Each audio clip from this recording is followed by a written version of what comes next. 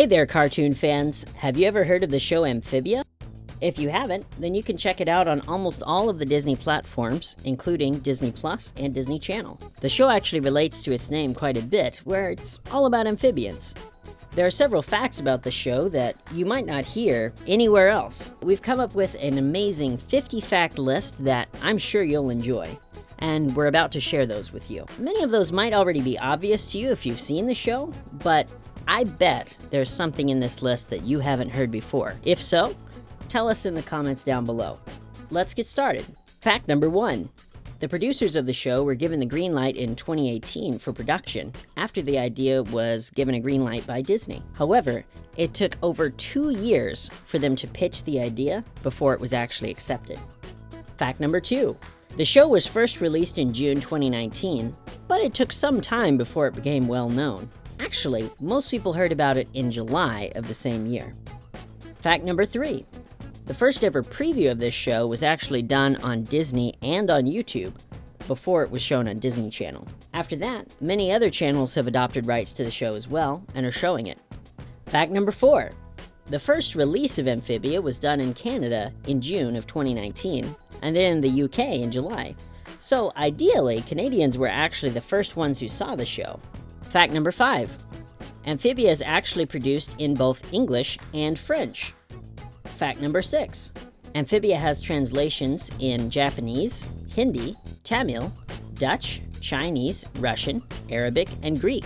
The production team started to do these different translations because of the worldwide following of the show. Fact number 7.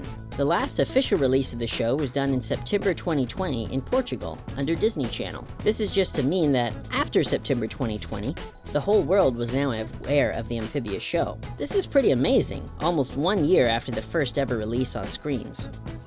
Fact number 8. After the release of the show, new episodes of the show aired every Thursday after the 20th. It was a smart move to prevent leaking of the episodes that could have lowered the ratings. Fact number 9. At the beginning, the release date was delayed.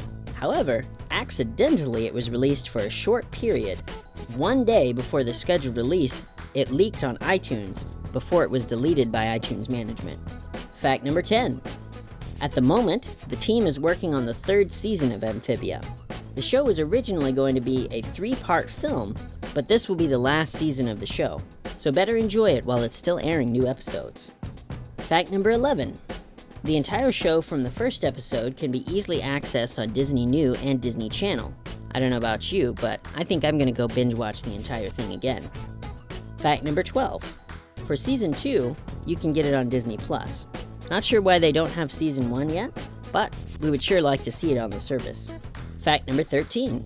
The executive director, Matt Braley, of the show, happens to be the brains behind Gravity Falls and Big City. You'll find quite a few similarities between the 3 shows. If you haven't watched the other 2, make sure you check them out. And comment down below with which is your favorite. Fact number 14. Kim Robertson is the supervising director of the show. She actually happens to be a director of another famous show called Phineas and Ferb, which is one of my personal favorites. What about you? Fact number 15. The genius behind the art in Amphibia is Ian Worrell. You might recognize his style from Gravity Falls.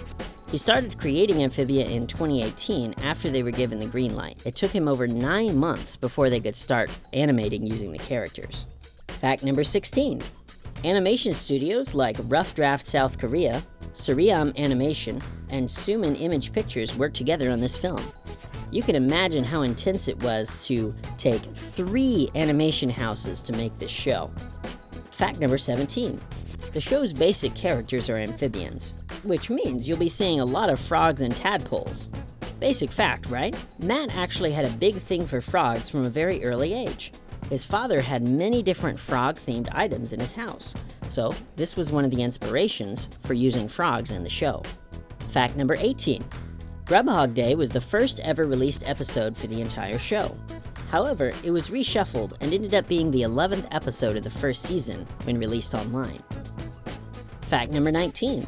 Matt Jones, a hilarious voice actor, plays the part of Percy, who's known for many different shows and movies, including How I Met Your Mother and F is for Family from Netflix. Fact number 20. The theme song, Welcome to Amphibia, was composed by the one and only Doug Petty together with TJ Hill. They are the sound and music creators behind the entire show. Fact number 21. The show currently has 49 episodes and counting. Season 1 and 2 have 20 episodes, and Season 3 has 9 episodes. Hopefully we're going to get a full 20 in Season 3 as well. Fact number 22. The show has its origin from Matt Braley's trips to Bangkok, Thailand, where he came up with the whole idea. It's his go-to place to unwind and think, and it opened his mind to getting ideas from that place. Fact number 23. The trips that Matt was having during his childhood gave him a better perspective of the intended audience. His curiosity is about learning new things and having fun, and that's one of the main features of the show. And it makes it easy for kids and teens to relate. Adults too. Fact number 24. The Bizarre Bazaar in the actual show is a depiction of the night markets that you will commonly find in Taiwan, Asia, and other places. All the night lights, the local people selling what they know best, and the authenticity of the environment is a natural setting and was inspired by these places. Fact number 25. Matt Braley loved his grandmother so much that the general image of Anne in the show is a replication of what his grandmother used to look like. Looking at Anne in the show, you already know what Braley's grandmom was looking like. Fact number 26. The show has a good amount of adventure and creative thinking that is perfect for both teens and young adults. Fact number 27. You'll notice that the characters are generally 13 to 15 years old in the show. However, animals range from young children to adults, even grandparents. Fact number 28. The major themes of the show are bullying, as well as intelligence. Almost anyone at this age could understand and find these themes interesting.